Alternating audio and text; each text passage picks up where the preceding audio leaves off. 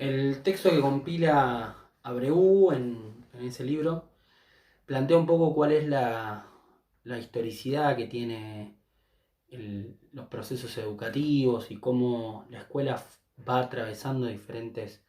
facetas históricas. El texto tiene dos partes. Una primera parte en donde habla de la naturalización de la escuela actual, ¿no? De por qué nosotros naturalizamos lo que entendemos que es la escuela, ¿no? Como fenómeno histórico y como fenómeno social necesario para la reproducción y al mismo tiempo también cultural en términos de que interpretamos qué es la escuela sobre la base de una serie de rutinas, formas y hasta una infraestructura particular que determina el sentido de una práctica. Entonces, toda la primera parte del texto de la compilación plantea un poco cómo se va dando una naturalización de lo que entendemos por la escuela, ¿no? Entonces, esto es muy importante en términos generales porque lo que nos permite ver es que en realidad nosotros creemos que existe una forma de escolarización que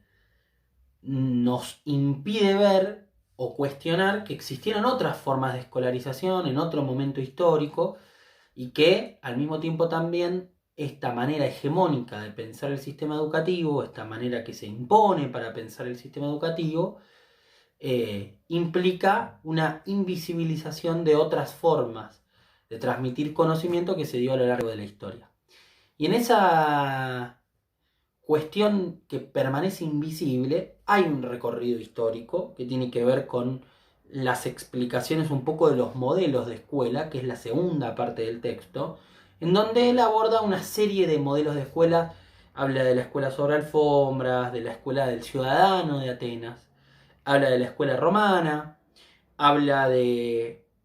el esquema que se daba durante la época feudal de educación domiciliaria, y después cómo eso avanza en un debate muy interesante que se instala con la modernidad, que es la masificación del sistema educativo. O sea, de un proceso individualizante o muy selectivo, elitista podríamos decir, de cómo funcionaba el sistema educativo, pasamos a discutir cómo el sistema educativo debe responder a intereses masivos o a intereses mayoritarios por múltiples razones, ¿no? La escuela no es que es una institución neutral y que el interés es un interés particular en términos pedagógicos. Hay un interés político y de control social detrás de la expansión educativa. Lo que plantea un poco el texto es que existe un primer método, que es el método de Comenio, el de la didáctica magna, que es el primer método educativo desarrollado con fines de masividad. Y ese método educativo desarrollado con fines masivos tiene una cuestión interesante. Plantea actualizar la escuela en términos científicos, organizarla tanto en tiempo, o sea, que todas las rutinas escolares tengan un tiempo y tengan un espacio, y al mismo tiempo también en términos de justamente de recursos, de qué necesita la escuela como tal para existir y funcionar. Y por otro lado también hay en Comenio una mirada de pensar la escuela como un elemento universalista, como una institución horizontal que atraviesa las clases sociales para transmitir valores que van a ser valores determinantes en términos de cómo se va a ordenar esa sociedad. Después, una vez que entramos en ese escenario de la masificación, obviamente que después les voy a abrir la posibilidad en el foro de que me hagan un montón de preguntas que quieran. Yo acá lo que estoy tratando de hacer es ordenar un poco los textos que ya leyeron, como para que terminen de hilarlos conceptualmente. Hay un debate dentro de los teóricos de la masividad entre aquellos que tienen una visión de orden y control de la educación, Comenio en parte, La Salle sobre todo, y después aquellos que plantean mecanismos si se quiere, con una característica más puesta en no solo pensar estrategias pedagógicas de transmisión de conocimiento, sino también cruzadas pedagógicas en materia religiosa. Y ahí es donde aparece el método jesuita también, que hacen una experiencia muy interesante, sobre todo en América del Sur, hacia el siglo XVI. Más adelante, y esto no es menor, después podemos, no sé, qué sé yo, por ejemplo, en La Salle está la idea del modelo de pastoreo como mecanismo educativo. Estaría bueno que puedan desarrollar eso, como también en Lancaster está el modelo de alumno monitor, y como en el modelo del decurión, también ese monitor ordena una dinámica docente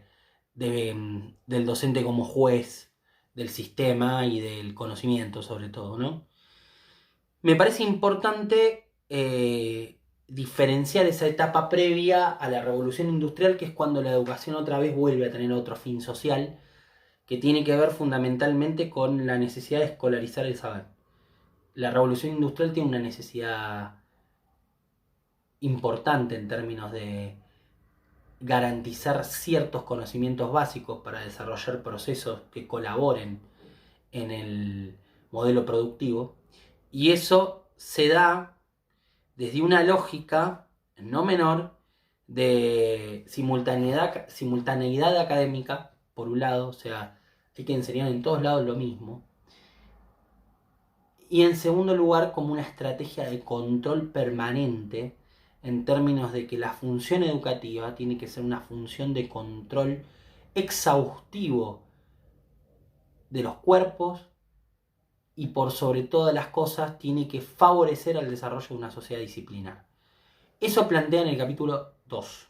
¿sí? Es decir, este recorrido entre, primero, pensar por qué naturalizamos que la escuela es como la conocemos hoy. Recuerden que la escuela hace muchos años que como institución no se modifica, no cambia en su estructura. Por otro lado, entendamos, y esto no es menor,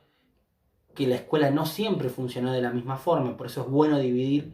el proceso de escolarización en dos partes. Una primera parte más individualizada, con mecanismos mucho más elitistas de distribución del saber, desde la antigua Grecia pasando por el medioevo, hasta una ruptura en términos de que hay algunos autores, Comenio, Lancaster, el modelo del decurión, que plantean un esquema más universalista y de masificación del proceso educativo, para terminar en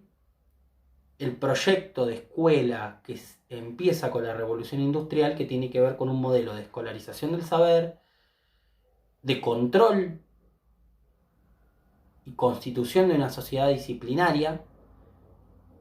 y de establecer estrategias para favorecer el desarrollo de un determinado modelo productivo, que es el del capitalismo industrial moderno.